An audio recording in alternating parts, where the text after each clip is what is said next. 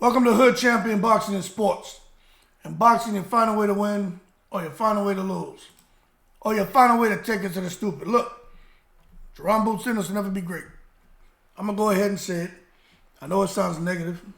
I don't really speak negatively about fighters, and I'm not trying to be negative at all about Jaron Ennis.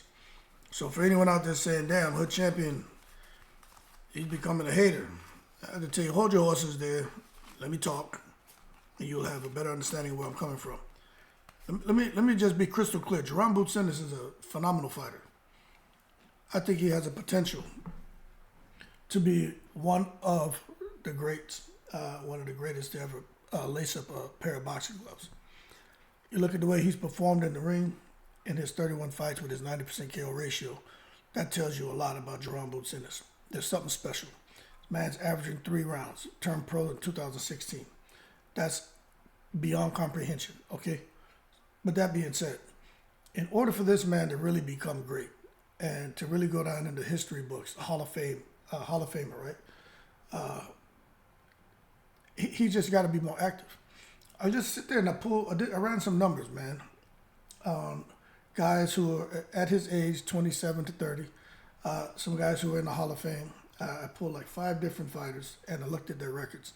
And let me tell you something. When they were at 27 years old, around that 7th year in their career, those guys were out there fighting, man, about 2.2 times a year. That's what the average came out to, right? So Jaron Ennis, to see that he's not even doing that right now, that's a problem for me. So in order for him to really become as great as we know he can be, and maybe he's already great, he just hasn't had the opportunities and hasn't had the opponents. He's going to have to figure it out. Now, one of the biggest challenges I see for Jaron Ennis, as far as him really proving his greatness, right, is, and this is something that's,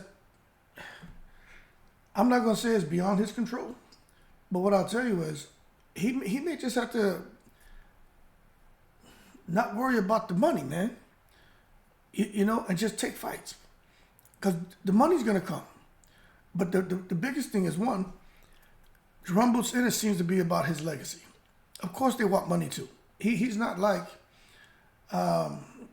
who is it that just wants the big paydays and just won't fight? It wasn't Rolly, it was, Frank Martin, Shakur Stevenson. Passed up on some big opportunities. Shakur could have fought Devin. Frank could have fought Shakur.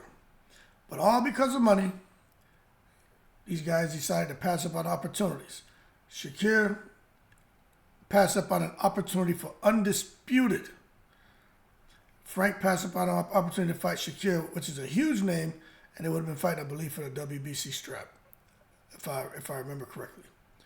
But the bottom line is, those fighters allowed money to stop them from proving how great they are. I'm going to tell you right now, not many people feel Shakur Stevenson is that great anymore.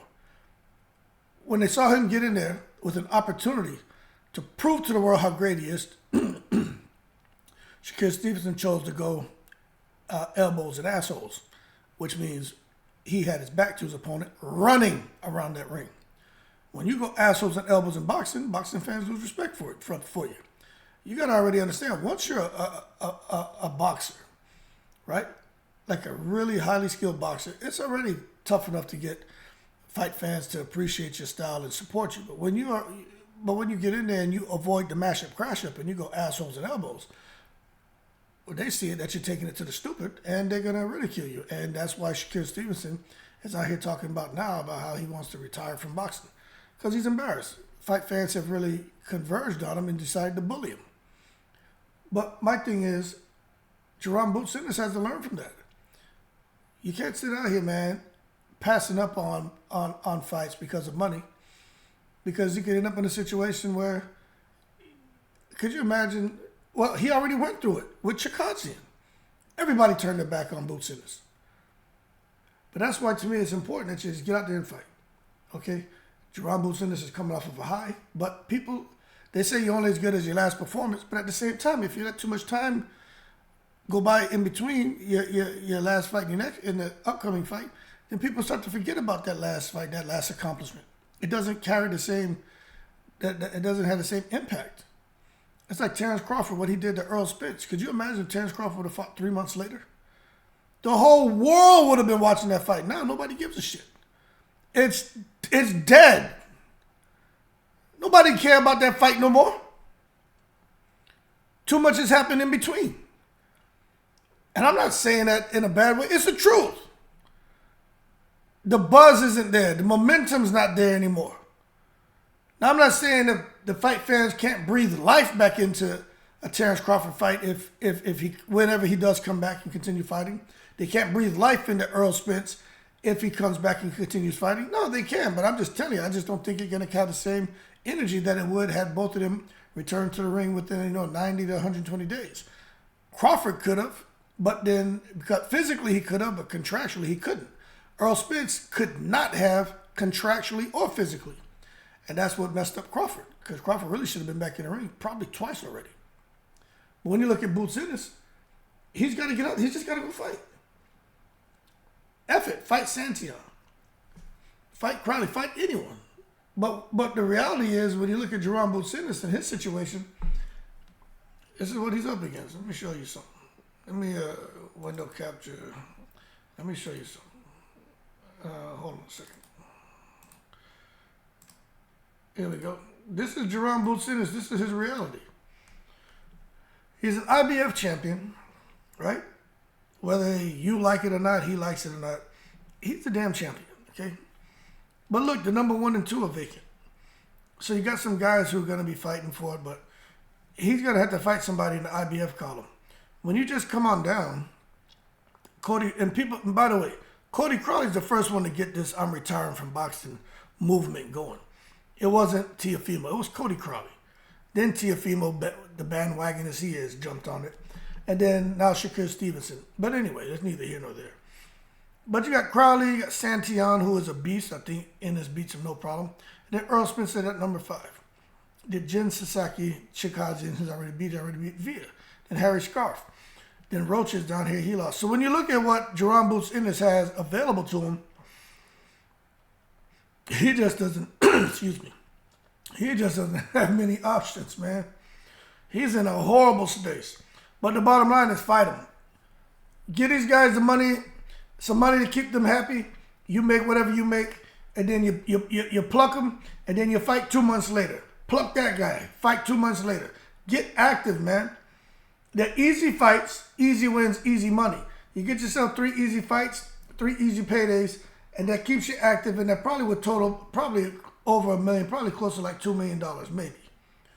But now you got $2 million in your pocket, you're active, and you got 3 big names on your resume. Now you're ready. But just to sit around here, that's just not how this works. You know what I'm saying? They're making updates to these damn racking stacks.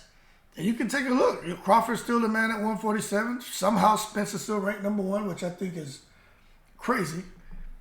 Then you got Ennis. I don't see how they have Spence ranked higher than Ennis. I just don't get it. Stanley Eunice is ranked highly. Santion. Look, he had a great performance. But, they got him bubble way up. Crowley, Evanesian, who's done nothing, is ranked at 6. Giasov, Barrios, can kind of understand him.